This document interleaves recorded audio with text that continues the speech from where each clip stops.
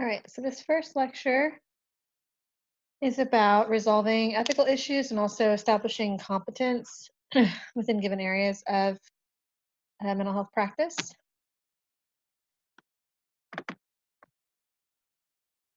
Okay, the first standard in the APA Ethics Code talks about misuse of psychologists' work. And this principle is also found in the ACA and NASP ethics codes.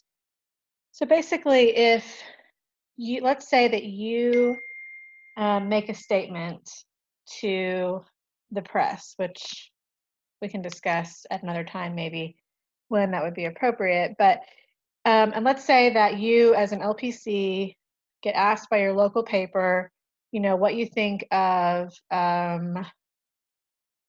people's reaction to Kobe Bryant's death, for example, and you respond, about how people might be responding or whatever, and you write a little statement, and they put it in the paper, but they list you as a psychologist instead of an LPC or a psychiatrist. Basically, if your work gets misrepresented, then it's your responsibility to take steps to correct it. I had a professor in high school professor in grad school, who lived in Edmond, and he was often contacted by the Oklahoma City news channels when there was some kind of big, high profile case or something, to kind of just give a little blurb about what he thought from a mental health perspective. And a lot of the time at the bottom of the screen, where they put the person's name, they would put psychiatrist, and he was not a psychiatrist, he was a licensed psychologist. And so he always documented when he called them or put it in writing, I'm not a psychiatrist, I'm a psychologist. I just want, they're not going to go back and correct that on the news, but that showed that he took responsibility for correcting it and that he wasn't intentionally misleading the public as to his credential. So this applies to court testimony, professional presentations, workshops. Let's say you are contributing to a workshop at a school or a community mental health center, and they say that you have that you're a trauma specialist, for example, and you are not. That is your responsibility to correct and to show evidence that you attempted to correct it. If they choose not to listen to you or to take your advice, that is on them, but you need to show that you tried. And that's kind of what it's talking about with extraordinary access. You show that you made an effort, and that, then the ball's in their court. Report writing works the same way, as does research, emails that you send. So anytime that you become aware that your work is being misrepresented, maybe they take a line out of a 3-page document without context and did not stay true to the spirit of what you said in your report, then you show an effort to correct that and you move on with life.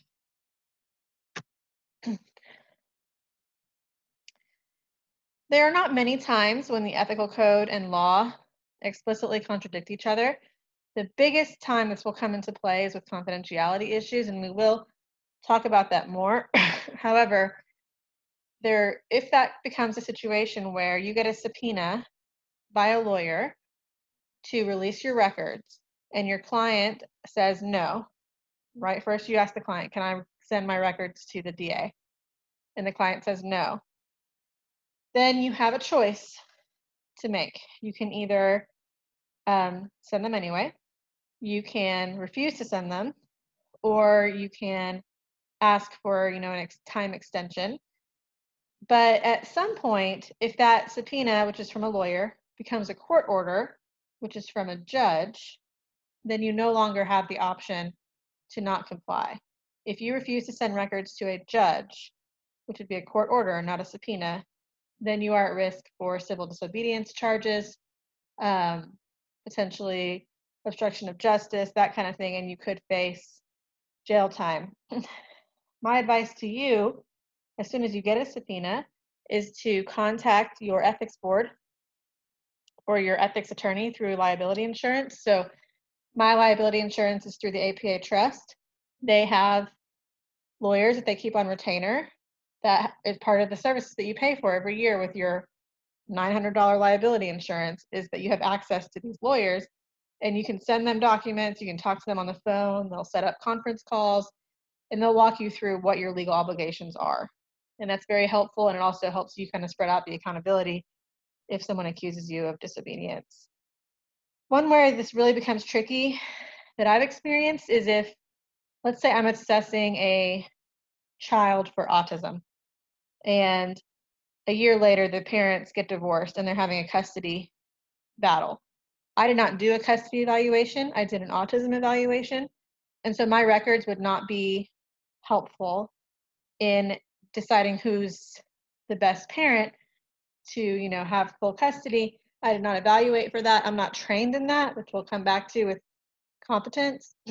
And so sometimes your first response to the subpoena can be, I did not do any custody evaluations, and just kind of see, because the parents don't always know. When they talk to a lawyer, they don't always make it clear what kind of evaluation they had. They'll say, oh, we met with a psychologist. She probably has records about our parenting.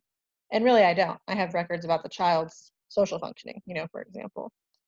So each state has different rules about this, but my big takeaway for you is contact your liability insurance immediately. Understand that you have the right to refuse to send records to a subpoena. You do not have the right to ignore a subpoena. So you have to respond soon and with guidance, from your liability insurance. You do not have the right legally to deny a court-ordered request for records. So those are the big things. Hopefully you won't ever get put in that situation. If you think that you would like to testify often in court, child custody evaluations are the best way to get called to court, and there's good money in that, but that would be your choice. Sometimes there are conflicts between our ethics code as mental health professionals and organizational demands. So let's say you're contracting with a school as a school psychologist. Let's say you have an LPC and you're a school psychologist. And you contract with the school to do testing.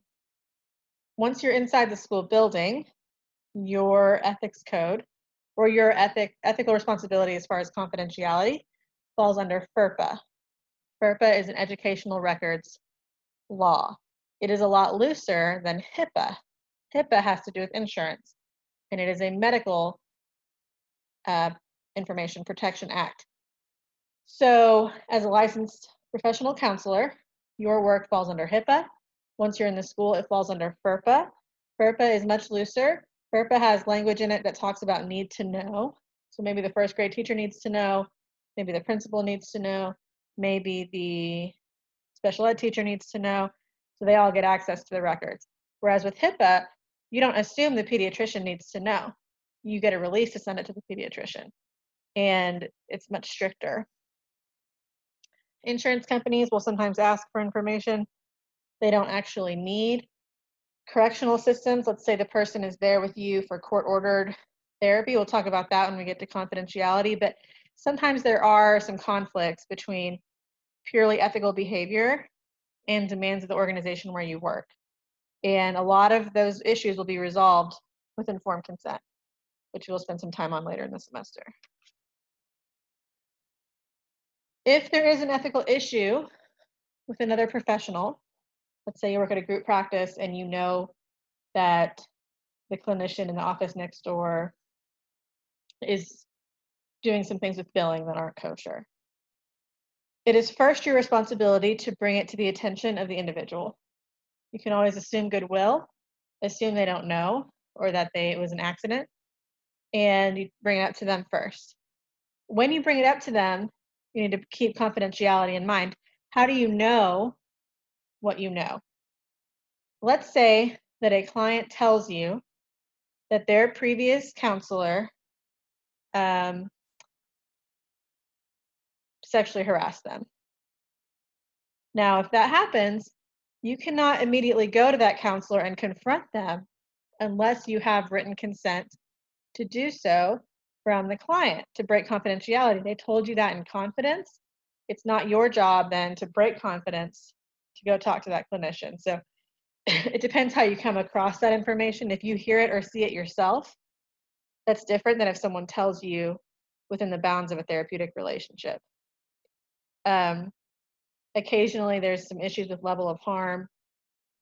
What if you, by telling that clinician that you know that they had a sexual relationship with a former client, you're hurting that client even more? And so it's tricky, and a lot of it comes down to what the client wants you to share. If you've confronted the person, if that's appropriate to do, and if you feel like the harm to the community is substantial, let's say it's someone who has had sexual relationships with clients, then it's your responsibility to have further action. And that again would only be if it doesn't compromise confidentiality. You can't send a report to the ethics board saying these are the names, dates of births, and social security numbers for 5 women that this therapist has had a sexual relationship with, without their consent for you to do that.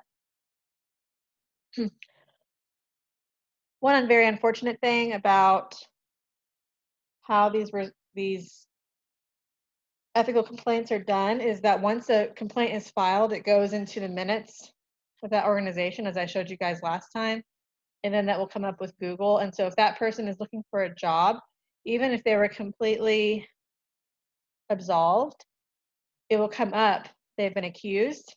You also have to put it on your liability insurance every year. Have you been accused of any ethical violations? And so and then your your prices go up. And so there are some issues with kind of the difference between being accused and being guilty, because people can say anything they want. It doesn't make it true. And especially people who have issues, which are the people that you'll be working with.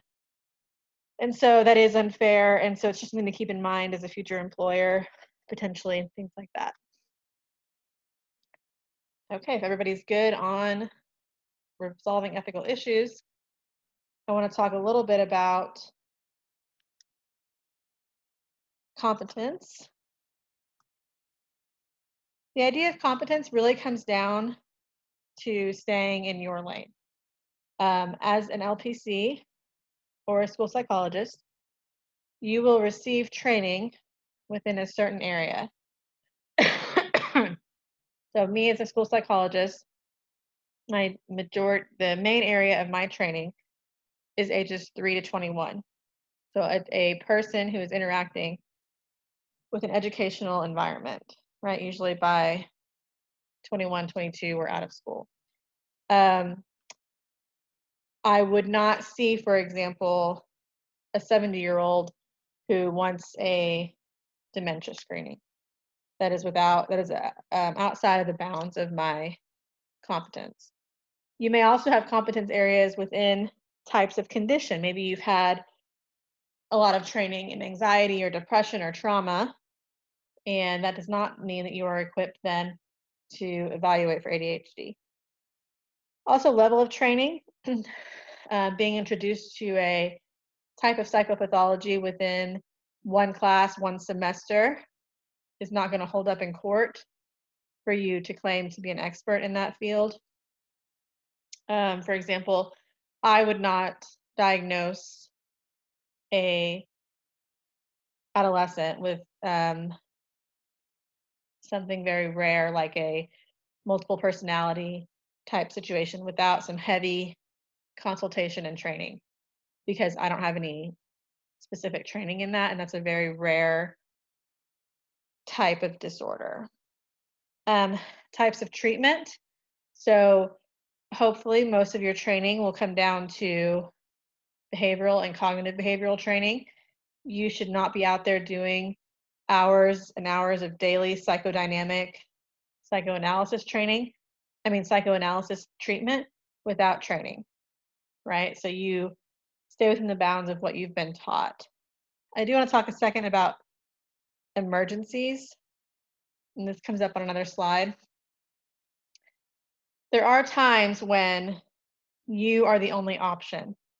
An example of this that I have from when I was in graduate school I was in a night class, was being taught by a school psychologist, and in the building next door, which was a health clinic, a student had, it was about a 5-story building. A student had gone up to the 5th floor, gotten on the roof, and was threatening to jump. The police came into our classroom and asked my professor to please come with them because she was a licensed psychologist. Now, she was not necessarily the most trained psychologist in Stillwater for dealing with adult suicidal depression, right? She was a school psychologist, and her main area of expertise was autism. However, there were no other psychologists in the building. So she didn't have an option to say, is he 5 years old and autistic? No, well then I'd rather not. Because in an emergency, the most qualified person should go, and that would have been her. However, she did not take that person on as a long-term client. That would be inappropriate. As soon as possible, you refer out to someone who has appropriate training.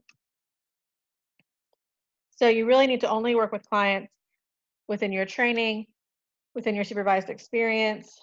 When I was doing my postdoc hours, I trained with a school psychologist who had gotten extensive training in working with adults with disabilities, DDSD work. He worked with, for those of you who are familiar with the in-home support waiver, which is basically adults living in the community who have they live in group homes or in regular homes with the help of staff. And because he was a school psychologist and because these individuals were intellectually disabled, there was a lot of overlap. Because working with a 15-year-old versus a 50-year-old who has an intellectual disability, a lot of the presenting behaviors will be similar. So I did receive some supervised experience working with those cases, and I did contract with them after I received my license for about 2 years. And I enjoyed that work, but I would not have been qualified to do it if I had not had supervised experience just based on my graduate degree, which was designed for children. You will not get specific training in every type of person that you will see. So you're not going to get specific training in specifically a 60-year-old African-American male who practices Buddhism, right? But if something comes up within therapy, let's say you are trained in depression and his presenting problem is depression, it's fine for you to take that case on. And then if something comes up that is specific to his Buddhism, then you can ask those questions. But you're not going to have competence in every type of potential religious cultural issue. But the main thing would be their presenting problem, making sure that you have competence in that. You can't teach what you don't know. So you really need to stick to the language of the ethics code, which is that you've had closely related training, you make reasonable efforts to obtain competence, and it's important that you build relationships with other professionals who can help you, who have areas of expertise that are different. You should not come out of a graduate program, a 60-hour master's and claim to be able to treat any age, any disorder. That would be kind of crazy. Even people with PhDs don't say that. If you ask the clinicians in our department, what they treat, they don't say, I treat 0 to 99 every disability, or every type of presenting problem. That would be inaccurate and inappropriate. So I already kind of mentioned this. What constitutes an emergency? So the example of the suicidal student was a clear-cut emergency. Is it an emergency if no one else in your town takes the client's insurance? Is it an emergency if they want a male and you are the only male clinician within 50 miles? Probably not. So maybe you see them for 6 sessions while you try to actively seek out another clinician for them. If you're not competent, you're not going to help them. You might actually cause harm. So there's a difference between a true crisis and a crisis of convenience for the client. Now, luckily, we do live in a time when there are a lot of online options. They can find someone else, and you can help facilitate that. We'll talk about the pros and cons of distance counseling later in the semester, but I'm not saying you say no to that person. I am saying you don't keep them on forever. So it's really important to be honest with yourself and honest with your clients about what your training really allows you to do. I had a adolescent that I saw who came in for some anxiety issues. His parents had recently divorced. He was struggling in school. He had a lot of issues with his mother, well, actually with both parents.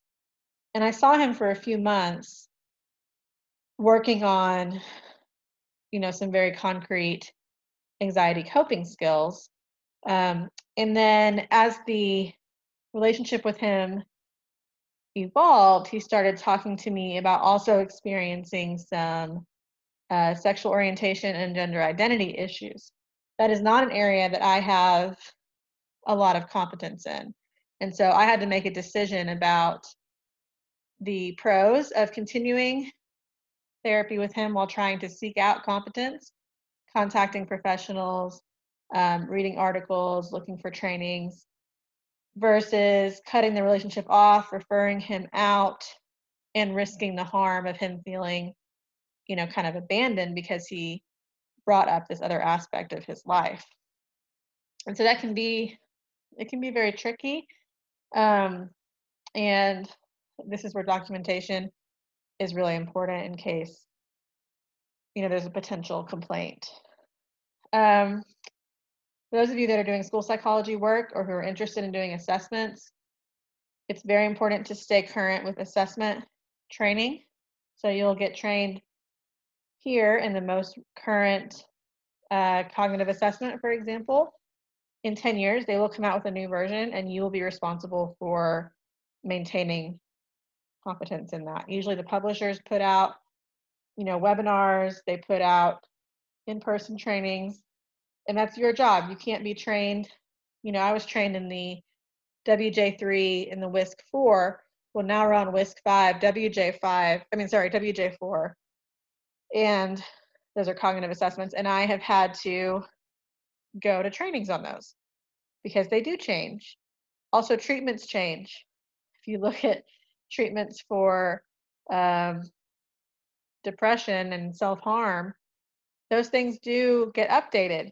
And you got to stay current with that stuff. Your LPC board, your NCSP board will ask you to receive a certain amount of continuing education every year.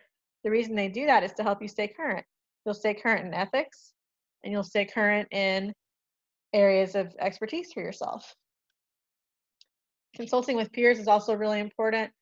Find people who you trust, who you can run things by, and make sure that you're on the right track with how you're handling your cases. The APA Ethics Code talks about what constitutes scientific and professional judgment. They talk about evidence-based treatment, and I do want to take a second to show you what this might look like. Let me get to it.